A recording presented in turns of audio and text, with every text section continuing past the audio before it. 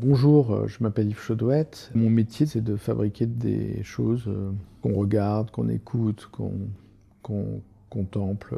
Je passe d'un médium à l'autre en fonction des sujets. Donc je me laisse embarquer par mes sujets et dans des disciplines que parfois je maîtrise pas du tout. Mais c'est peut-être ça qui est un peu particulier, c'est que quand je maîtrise pas du tout, bah, soit j'apprends, soit je, je, je me fais accompagner de personnes qui savent. Je prends un exemple. Enfin, je vais écrire quelque chose dans un carnet. Après, ça va peut-être devenir un dessin. Ce dessin, il va devenir un costume qui va servir à des comédiens qui vont lire le texte que j'avais écrit dans mon carnet. Et puis au passage, ces acteurs vont venir dans mon atelier et du coup je vais en faire le portrait en peinture. Enfin, vous voyez, il y a une espèce de circulation permanente. Par exemple, dans les pièces qui viennent juste d'être acquises par le FRAC, notamment la chèvre du Tibet et la carpe. Elles sont assez symptomatiques, ces pièces, elles sont assez caractéristiques. J'ai demandé à un ébéniste de faire l'objet principal dans lequel il y a un presse-papier qui a été fait par un autre artisan, qui est un artisan verrier. Donc j'ai orchestré une espèce de phénomène qui se produit devant la personne qui regarde et qui va profiter de cette chose. Et donc effectivement, la question de la présence, doublement, parce que ça nécessite la présence de la personne qui regarde et qui va compléter la proposition que je fais. Mais effectivement, ces pièces, et la chèvre du Tibet est très caractéristique aussi, c'est comme une espèce de mue d'une personne qui est partie. Donc ce que j'expérimente tout le temps avec le portrait, par exemple, parce que je fais que de la peinture de portrait en présence du modèle. Une fois que la personne est partie de l'atelier, ben, il ne reste plus que le tableau. Et effectivement, ce sont des sujets qui traversent pratiquement tout ce que je fabrique. La présence, l'absence, la disparition, la mémoire, le temps. Les sujets sont souvent un peu teintés de mélancolie ou une omniprésence de la mort, de la fragilité, on va dire. La fragilité de l'existence humaine, tout ça, oui. Et j'aime beaucoup les chocs thermiques que permet l'humour. L'esprit de sérieux peut être un ennemi récurrent dans mon travail. J'ai grandi en banlieue parisienne, donc merci le service public d'avoir créé le RER. Donc tout d'un coup, j'ai pu aller à Paris assez facilement depuis ma banlieue. Et donc j'ai pu suivre d'abord des cours du soir aux arts appliqués, puis ma préparation pour les Beaux-Arts de Paris, les Beaux-Arts de Paris.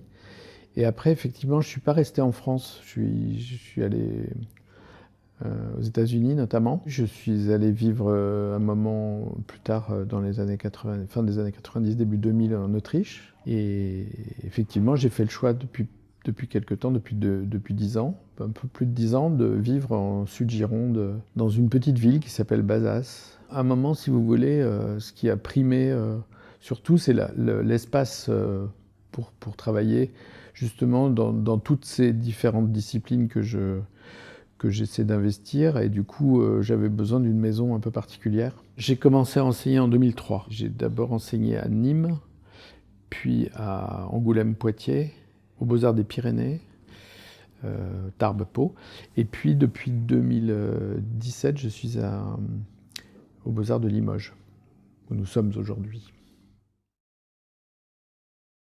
Mais il y en a tellement. Rineke Distra par exemple, j'aime beaucoup. Ta citadine, c'est magnifique. J'aimais bien Vibeke Tenberg aussi. J'ai eu la chance de restaurer des fresques romanes en général, beaucoup de peintres anonymes qui m'ont beaucoup influencé. Il y a des chorégraphes, il y a des dessinateurs de bande dessinée, il y a des artistes, ça c'est sûr, tout plein, mais il y a aussi toutes sortes de personnes qui sont pas forcément artistes et qui influencent.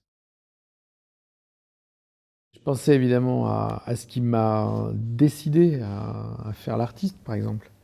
C'est c'est vraiment une conjonction de vivre dans cette banlieue une banlieue de droite où il n'y avait pas de vie culturelle. Par contre, il y avait un petit cinéma d'arrêt-essai, il y avait une très jolie programmation, et j'ai vu coup sur coup Andrei Roublev de Tarkovsky, et surtout le portrait d'Edvard Munch par Peter Watkins.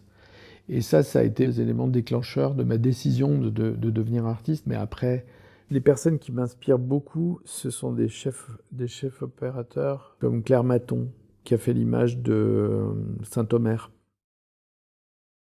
J'écoute beaucoup de musique de danse, moi. Du funk, de la house, de la musique électro.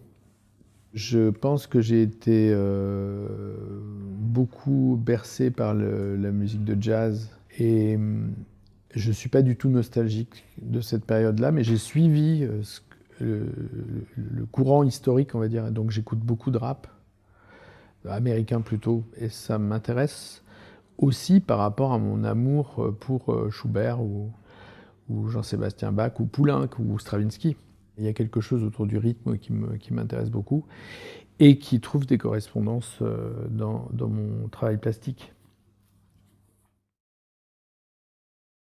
Je ne vois pas beaucoup de métiers équivalents, mais c'est un métier, oui, que j'ai choisi avec plaisir, quoi.